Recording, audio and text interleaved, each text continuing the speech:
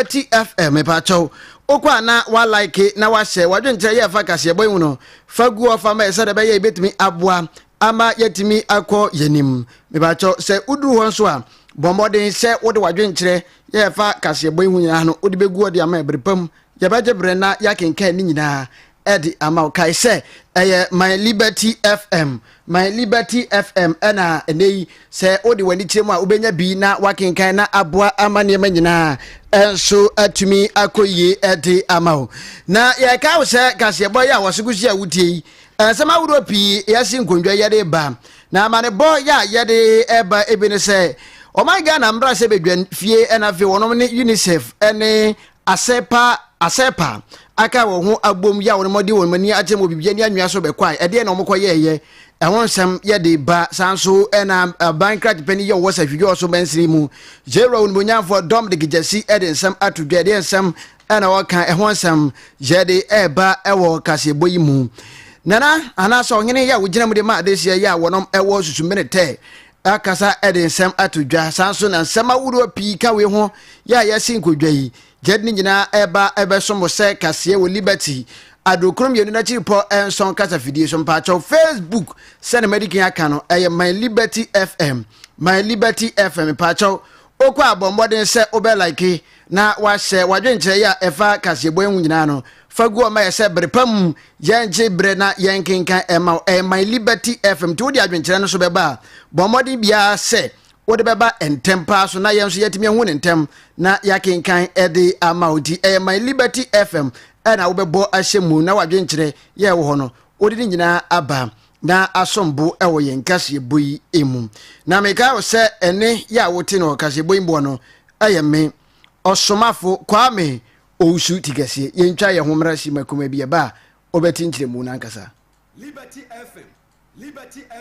92.7, the giant of the west. Ewe o ma yense kasebo no na kenkan ase emfama ho na yese kasebo no ase ma yense ase emfiri bibia ni anwa so bekwai mansin mu na Parliamentary Select Committee on Human Rights na je say o my God na mra se bedwafie aginatugo ya wonom ahwe nipa fa hudie ene wonsansam so na dey wonom ene UNICEF ena fe asipa wonom aka wonwa bom na fe wonom ade wo mani atem bibia ni anwa so bekwai titu ne basingele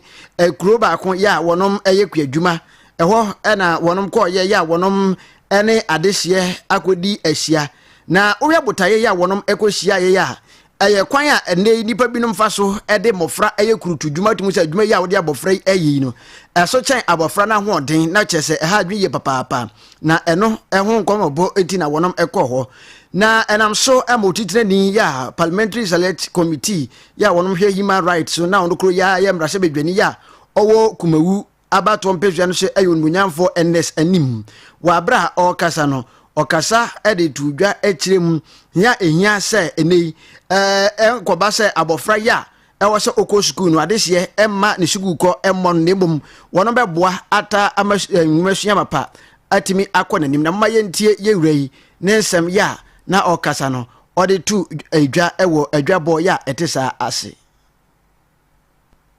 Parliament of Ghana and UNICEF and ASAPA. Yakan Huabum say Yebebo child rights, child protection who Jumedie. Now Oshe Jumedie no and Nebe Waha. Now mainly focused on near her child labor and child trafficking. A quite a befaswa ye name, your man for bidding como, na ye two or more for a war. Adisua hom fasoa eyema ye mofrey na Ghana ha akwala bia wadu school going age yen deprive no of education it when jumedia ye de sie ne so na no na wotwetwa mu ye kwa yenso ano ekodi jumedia bi se ya ene ahemfo ene kroma ene mpanimfo ewa yenso ano ekodi nkomo efa child labor child trafficking na ye gidie ne se as a parliament ye koye nim no ye betimi eradicate child labor ene child trafficking sensem ewo ye nkrase said ye be ya Ghana nso abofra bia ni so ade hunu bia ese wonya ewo nwomasuam no sa ni so ade hunu no nso atimi abemu nso aha enti ewo ensem ebinu no na wo kase boyi mu no yerai okasa wieye no ana wo san etwa so ede atudwa na nkasa ye ya wode tu edwa ne se wode abaso bo ede ma adehye ya wonom ewo mpatam nyina se wonom de wo ho ahye dwumadie so nko ya ekọ na eno ana wode to edwachem se ne wo hwe adehye ahofama ya wonom de se dwumadie mu a ebeboa yie papa ama sede na nsen wonom ede mofra nkurutu dwuma yebetumi atu ase wo yeman Ghana mu na wo ne nsemu ana wakasa ede afa ekoya na nsen mbabunu bi ede won ho ede awura enubone enum ya ebinum kra no ena madwumaden ya adehye de wo eye enti ena ma wonom di wo ho hyem ena wode eto adehye ya wonom wo se oman Ghana bekosoa aboa se sa wo ne abededie ya adehye ewom no wo betumi atu ase no ka kira wofo se wonom kosoa amwa se de be ya oma ebenya enwumasua mapa na aboa ma oman no yetumi enya akrachefo daachi bi na moma yentie ne nsem no Edibeshia Parliament and UNICEF and Penifua, Ewaha, a tracer or minor agiatum, say child labor, child trafficking, Adia, as or my money in a can hubum, nearly 2 sa adi ifri Ghana, and ne Ubeko a Caribbean, and Kola Nano Ayenswan that a data in ya tracer, and Kola war more Ayenswan in 35,000, and emu 20,000 penny was sukumu, 10,000 Musa Hose Hin and Kolaiwo, a formu no more, Nasa Hin for no more, and nearby. And some bebrayete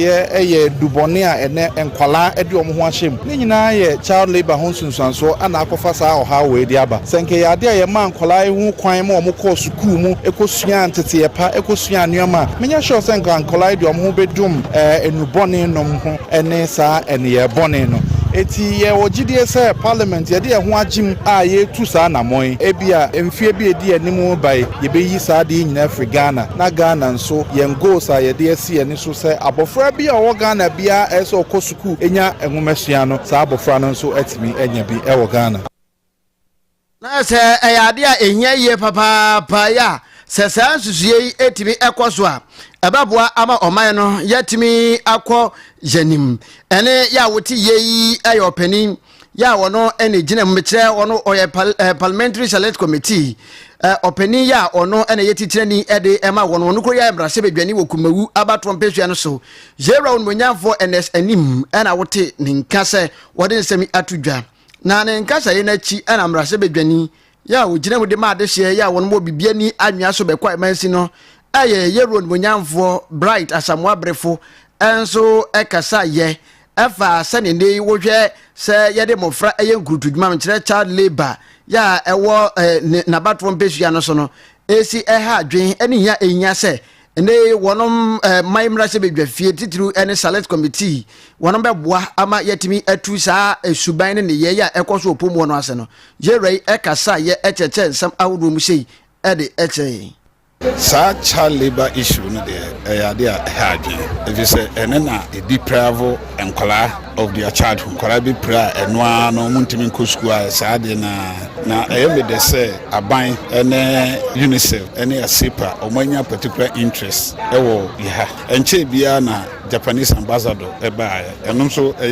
child labor ya enti omo ye investment power ha se na ebe ya child labor a wo ye municipality ha no e be free ho enti enkwala no nsema omo kan nyina no na se badwafo dodo na ye ba eno so ya tibi na de ba akono se ye select committee on budget committee on finance say the disika and the child labor the same ye be make a case on the floor of parliament nama aban no so hu say we increase sika ye twa e de akonsa akon na finance ministry so be amasika make available anything ye select sa committees human rights and so committee so ba bi nti ye cheda select committee no same be ye nyina ye ba be tie ne nya first hand information na ye timi akokan asem wo mrase badwam same be ye child labor and child trafficking e be free e be bi ni ha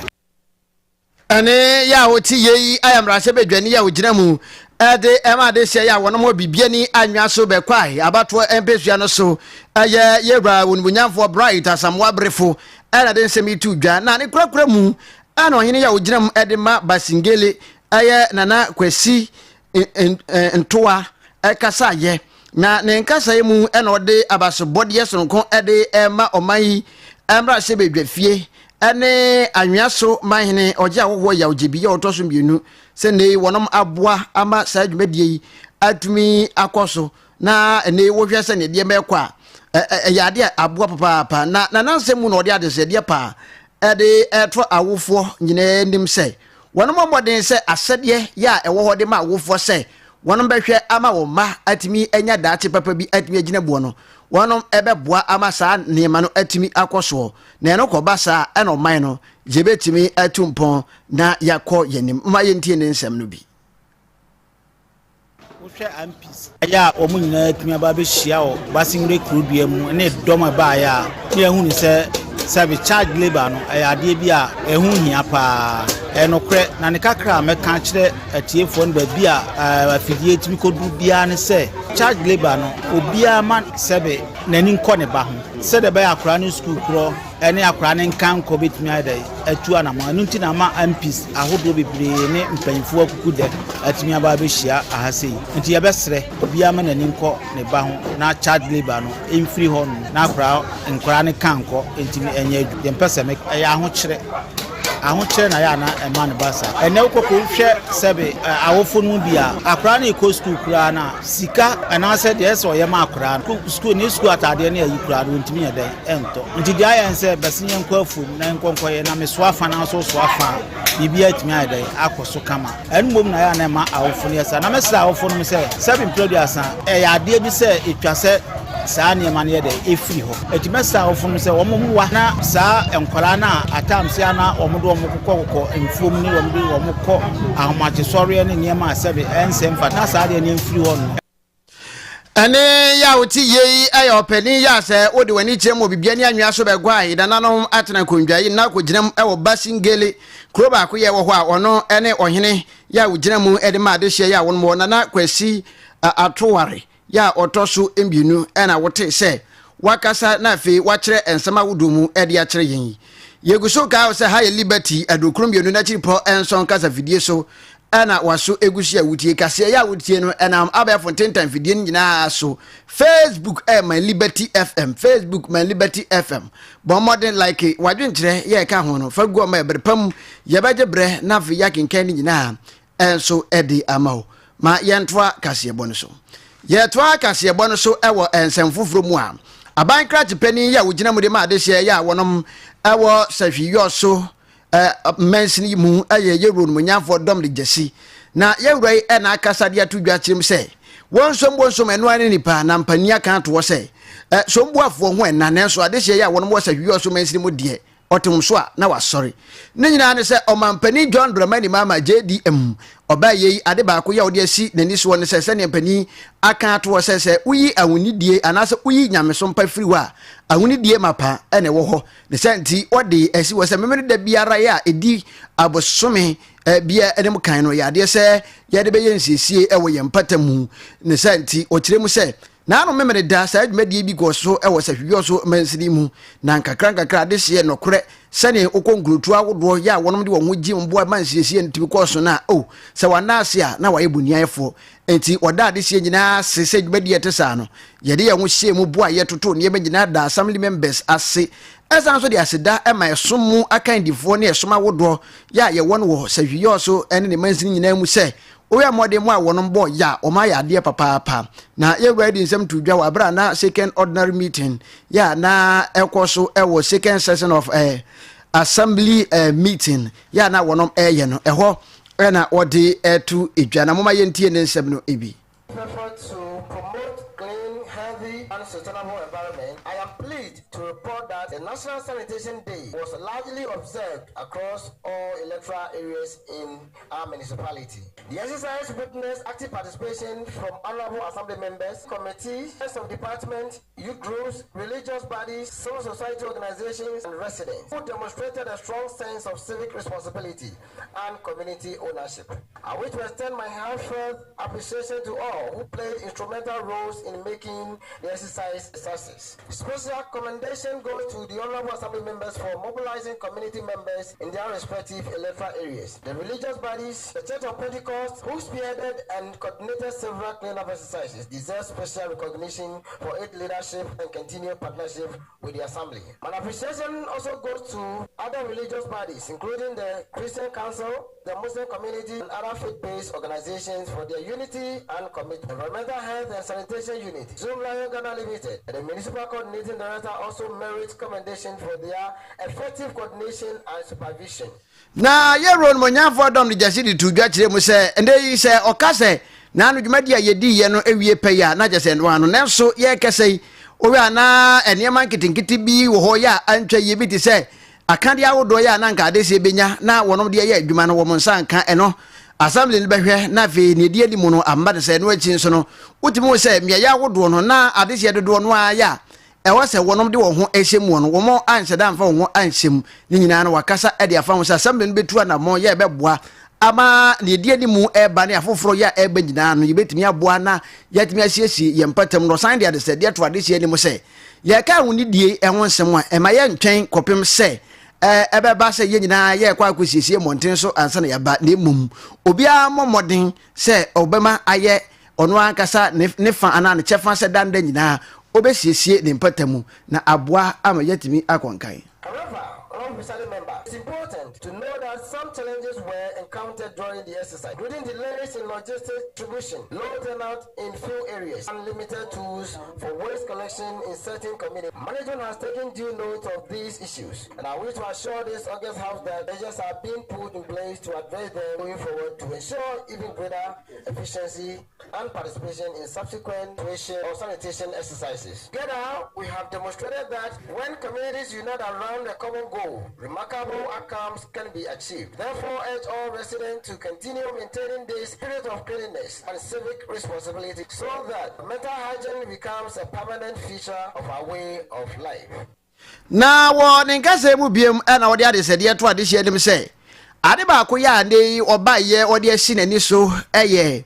Koko City experience kwan ba ko so a yebetimi ada ne mapa ya ewo sahwiyo so mansini mu ama ade hye nyina ne afoforo ya wono mo mayi mu ne amano ne ben achichi ne benche nyina ahu ne mapapa ewo mu no ade se enche kura bosomi ebeba so ne senti osre ade hye nyina se wo ma ho wode na ofa ho hyem se de be ya ne fa ye di kan kura no ene ma bekoyi. Captured in our earlier engagement, cocoa is not just a crop, it is the soul of safety. It is build our schools, nurture our hospitals, and transform our community. Through this festival, we remind the world that when Ghana is mentioned in cocoa, Sefi stands tall behind it. This year's celebration presents not only cultural exhibitions, but also investment forum, youth innovation platform, and tourism promotion activities that will highlight our economic and heritage potential. Let us remember that river that forgets its source surely dry up. But therefore, honor cocoa and hardworking farmers who continue to sustain our local economy despite challenges like swallowing soil diseases and climate variability. I therefore call on all honorable assembly members to actively participate in the Cocoa City Experience 2025. Mobilize your respective communities and help make this event a true success. Together, we can project a future so as both the heart of Ghana's cocoa and a hub of opportunity and innovation. Na enwachi ena wakasa edi afase ne ise wohwe openima bosome no ya enche ye ba na ya besimu a ne da ye to so enum manga na nyina de asi wo se ye didi ye nananom aguafo nyina eda National Farmers Day na eba de kuadwuma nso de a na je se wiyo so ye yi enwo firi mu a na je se antwa yie krakrakra ne nsenti o de ade se de nso to ade hye nim se sa adwumadie ye edi animu eba no ade hye ye nyina yanka mum na yemfa ye wonhyem se de be ya ye betimi aboa makuadwuma nso afa ne ntampa atumi afira ewo omayi emu. First National Farmers Day celebration, which comes off on Friday, 5th December 2025. This year's celebration offers us another opportunity to honor our gallant farmers and fishers whose toil and resilience continue to feed the nation and drive our rural economy. Our farmers remain the backbone of development in the municipality, ensuring food security, job creation, and economic stability. I wish to encourage all honorable members to fully support this celebration in respective electoral areas, participate actively, and help identify deserving farmers for recognition. Let's make this event memorable and a true reflection of our appreciation for the agricultural community. Honorable Dominic Jesse Ayabanam Sini ya wono ere wo sahwiyo so mansini mu atoya TV mantamibu na ode sebigina ha enso atubi atudwai Liberty 92.7 FM ana waso egusu ya wuti eguso ya kasebo ya semofo ada roma waje bre na wasɔre so kroje ede amabie no miguso ekenken ni nyina ede emawo yetwa kasebo no so na yakogire mu ewo ensem foforo emu na wo ensem foforo ya yekɔ na fe yekɔ akwa kogire mu eno yekɔ na fe yedi akyere mu empuntuo ene eho ensensem emu na wo empuntuo ya yeka ho asemimu ewiase yekese eyobia animsem anase eyobia komaso de se obenya mpuntuo ewo nikuro so enti yeka mpuntuo yemfa yani enkyeremu ewo susumene te na wo susumene te ena yedi yani ekyere dia na ohene ya wogina mu ede ma de hye ya wonom ewo susumene te eye nana ya nkroma na ono ena dia de sede enam men's assembly yi so se enko pie abanyanim se eye kasa ide empuntuo de eyade a ehia ye papa da ewiase obi apre mpuntuo sede be ya obetumi akonanim ewo abrabum enti ode ade sede eto men's assembly mi kire se hwiyo so men's assembly ena fe aban enim se enmonimu ya omra susumnite wo msra ban mu na fe omebua won na wonom eba obeboa sende yi no oba mpatam wa wonom hia edwa data ya ewopom wo sede be ya ene nei asase kura da ho ya ntam ya aban no ye krado na mansin ye krado a obetumi aboa wonom ama wonom enya ene biaye na fe wonom ede asi edwa bi ede ama ho eno achi biaye ekoba se edwabo ti se ayiyo awade abadinto anase bibini na kuromba nyina ehia ma wono be hia mche community center nso no wonom ehia sempanifo beba na fe wabeso ase aboa se na be ya won dwumadie enso ebetumi akoyi na ano na wo chem se ne wo hwe se hwe so aban ayaresa bia no a susumine te asase so enesie ne se nti ode ade se de eto mpanifo anim se bere bia okọ ho no na okọ ayaresa bia wa wonom chem se akade ene ne ma bi ni mo ho a wonom ehia ne se nti mpanifo mra na fe wonom emeboa na ne kurakura mu ana wo se Ghana de se asomdwe ayade a ehia yie papa enti uti wiase a ya presumdwe ne beboa yie papa se ha no ehia se yina market ha na market wa ha na omu yifri ha this sanya sa market no ha anka beboa ya na fe ba bia ye no nso so eno so ye bia no kwasem ne se ne ne masi koso se tumi nya shed bia o ma bo kan ye transfer ye na betumi aboa ma kan no pisam ne ma bia te sa no se aban tumi boa ya ye hospital no nso so osusume ne te rebi me ko rom te se ba lab ho omu fidie ho no enhwe ne mesra ba sa ba betumi aboa na sa fidie no otumi boy na wanya foforo amaya ka betun aba mampuntuo abasusumete anya no nko ene ma akoma kan but entumi fa ne nyina ma ba enti for the time being no ma kakra we betun aboa susumete ne yo soma ya ka bebo ne me pesa me kacha wiase ne o manga na nyina nsa ya hia somdwe ti se ya wasomdwe a be ma o man no atuma ya nkoso ne nyina mo aban na owoso no se be ya ade asomdwe ne mpuntuo be ba o man Ghana mo ebi se o man Ghana no ya ya de a ba bi akot mesre se mo nyina mo na somdwe emra o man Ghana na enye enema pa ya man nyina nso so ntumi hu se Ghana mpuntuo a ekoso no obi abetun abababoa ewo ha se dwuma mu ene nyema hodo bia ebetun aye ama Ghana nso so atumi anya na ntuma pa efra ane ya utie yi ohene ya ogina mu ede masusumne te aye nana ya nkroma ana wote ni nkan na ne nkase chimpani abube bi se yesoma obanyansafo ndem mu yensoma na montenten de senti assembly member ya ogina masusumne te electoral area honorable George Kwadwo samdwefo bi sanse ye wurei ensam ya wa wo hene nana ya nkroma de ato dwai wo ene yesoma wo assembly ho se kwapre mpuntuo awodo fa bra de hye ya wonom awo susumire te anamon ben na watu afa ho na eden ne nsem a efirimu eba developmental project mekai assembly year 2 namo previous administration na court na animu ho this assembly my yete asese person moto pavement blocks so there be ya ebetima di juma de bebre e wo ho aye ni programs bebre by am say change of government by no na no kre mabisa ho asem but mianya ho ayibia na babia na all canon yes ho no kanin na ho ya market dada but for the past some years no am say nti no so menena na bi nko say that akoma so pa say persist yes at the market neighbor development project am say aban so will be or canon legacy project my dear am say abanda da na say asha say da yen assembly budget e ko prove last line no na ye ko hospital ho maternity block See for the past me kind bedu be 15 years and over. Nti no e budget mu from MC ne mpanyinfo enche a me sha se ama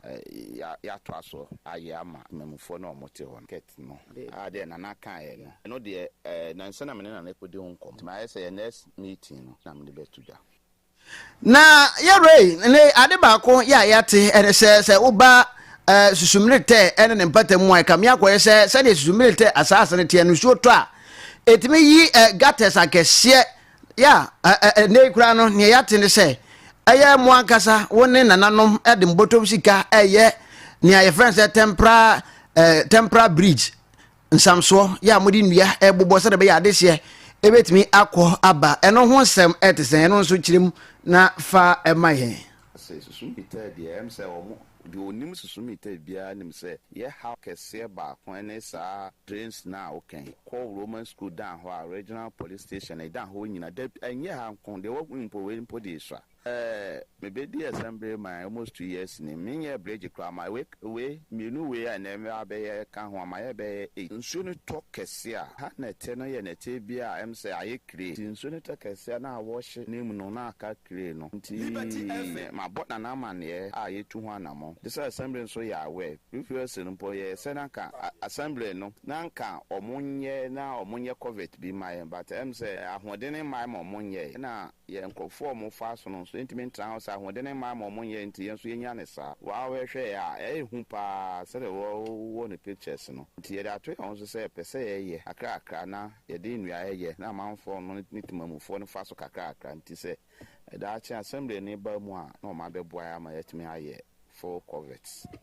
na ne kwakwa mu woni se mu dia de se de to ade hye nim se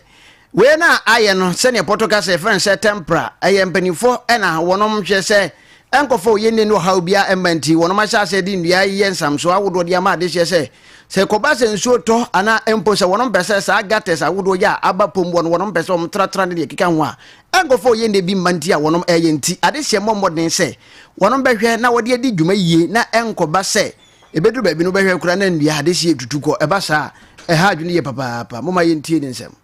bridge ne de o si hu ye no e do so tmes susumilite mine em se nsa hodene ni ho sa nti for the time bin na de ye be mi nti akire no nkae no ye gu ambo aso ye yan se bia betima ba be ye nkae no na mesro mo nso se ye hwe ne ye because bi mu wo ho a enua na egu ho no se ye ne se a na o ma be sesa enua na obi wo odru a na edua bi wo no a na no ye se be ye de enua be gu ho na carpenter ni ye ready o ma se enua dodo ni nyina ye nso ama ye na ye te ho no nyina afa so nti yesre mwa ye nse de na ye te nyina nso ye bebo boa ye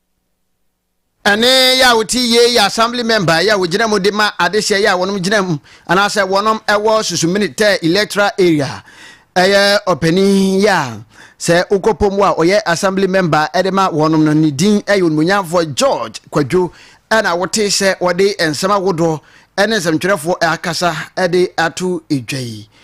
Ghana de se high liberty adokrum bienu na chiripo enson kasa fidie so ena waso egusu ya guti na sane pani aka to se bredaye ekoso ya elipitri ana brema ye ho kwan sen fa kase bonu gina ensi ne ye ka wo sansama wo do bi a ye de besomo ebi ne se